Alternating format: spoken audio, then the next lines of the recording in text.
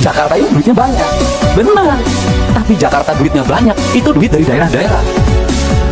Karena perusahaan di Kalimantan Timur, perusahaan di Sumatera Barat, perusahaan di Kalimantan Selatan, perusahaan di berbagai, termasuk di perusahaan di Jabar, itu kantor pusatnya di Jakarta.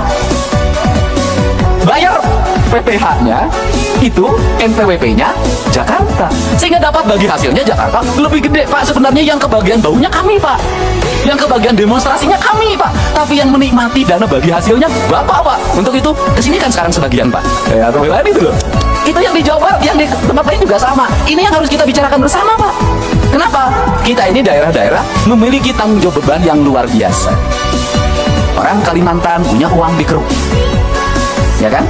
Kemudian orang Jawa Barat punya uang bagaimana? Ada debu, ada asap, ada limbah, ada jumlah manusia yang banyak dari mana-mana ke sini. Ada konflik ketenaga kerjaan, ada demonstrasi ketenaga kerjaan, ada problem sosial di mana orang yang di sekitarnya asalnya punya sawah hilang sawahnya, asalnya punya kebun hilang kebunnya, kehilangan mata pencahariannya, tergeser dia oleh persaingan orang. Mereka menjadi kelompok miskin baru. Nah, kemudian infrastrukturnya buruk, sanitasi lingkungannya buruk, pendidikannya sekolah-sekolahnya buruk. Ini yang menjadi PR kita untuk diperbaiki. Nah, kemudian Jakarta dapat duit gampang banget, Pak. Hotel berbintang, tidak usah nagih kayak pajak galian C, Pak. Dikejar-kejar, dibohongin sebagian. Ini lupa, kemudian ada debunya, ada ancaman longsornya. Jakarta mah kagak apa namanya, gedung perkantoran 27 lantai, 31 lantai, ber-AC, orang bayarnya sambil tersenyum, Pak, tidak sambil marah. Berjejer, tanahnya harganya meningkat, sehingga dapat berkah. Makanya Bapak dapat berkah dari ketua DPRD orang Betawi di Jakarta. Untung tidak jadi ketua DPRD di Jawa Barat, Pak. Ketuanya pas rambutnya sampai lepas, Pak. Saking pusing, Pak. Ketika jadi pemimpin, itu saya selalu punya angan-angan dan punya harapan. Bagaimana punya angan-harapan itu adalah pembangunan harus diselesaikan dalam waktu cepat. Setelah itu berarah pada investasi. Nggak bisa pembangunan gini-gini terus. Yang tahun ini menjadi proyek tahun ini, yang tahun ini menjadi proyek tahun ini, yang tahun ini menjadi proyek tahun ini. 5 tahun proyek birokrasi itu juga, negara nggak akan maju sampai kapan.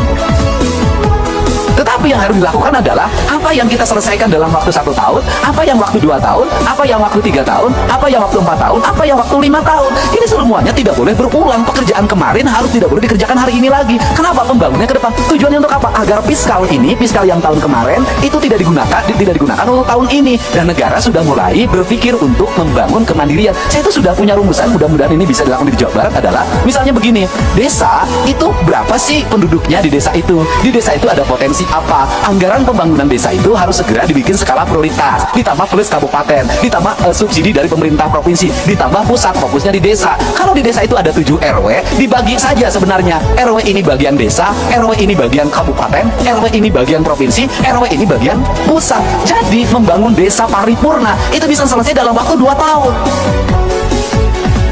Ketiganya, itu anggaran sudah mulai diarahkan bukan untuk itu lagi, untuk kesejahteraan publiknya, jaminan kesehatannya, jaminan pendidikannya, jaminan hari tuanya. Tahun berikutnya harus lagi mengarah pada investasi, di mana uang itu tidak digunakan lagi untuk pembangunan infrastruktur lagi karena udah selesai, digunakan untuk investasi. Investasinya dikelola oleh perbankan daerah, di mana uangnya berputar, dipinjamkan pada lingkungan daerahnya, dan untungnya diperoleh lagi. Ini kan model koperasi zaman dulu sebenarnya, cuma dikelola secara modern. Nah, kemudian uang itu berputar, maka dalam jangka panjang daerah tersebut akan memiliki kecukupan fiskal. Kemudian pembangunannya selesai. Terjadi pada negara mana? Pada Tiongkok. Tiongkok itu pembangunannya dilakukan secara terstruktur, terencana, dilakukan oleh negara dengan waktu cepat. Kemudian negara memiliki kecukupan fiskal. Kemudian Tiongkok berkembang investasinya. Setelah berkembang investasinya, kebutuhan pembangunan di daerahnya dianggap sudah cukup. Kemudian mereka punya fiskal yang cukup. Mereka harus bergeser ke tempat lain untuk menggeser sumber daya manusianya, sumber daya ekonominya diputarkan di negara lain. Rakyatnya ikut kerja. Tetapi setelah proyeknya berjalan, mereka balik lagi dapat duit lagi 2-3 keuntungan. Dia pakai bahan baku dia punya dia pakai sumber daya punya dia, dan punya fiskal punya dia. Rakyatnya kerja, barangnya dijual, setelah itu dia dapat keuntungan lagi, balik lagi ke negaranya. Kita mulai berpikir desa-desa dan kabupaten ke situ. Dan ini harus kembali bahan diskusi.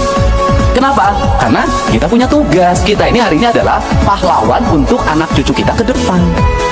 Tinggal pertanyaannya adalah, apakah anak cucu kita ke depan akan menganggap kita pahlawan atau pengkhianat? 45 dianggap pahlawan. Mungkin 66 masih dianggap pahlawan.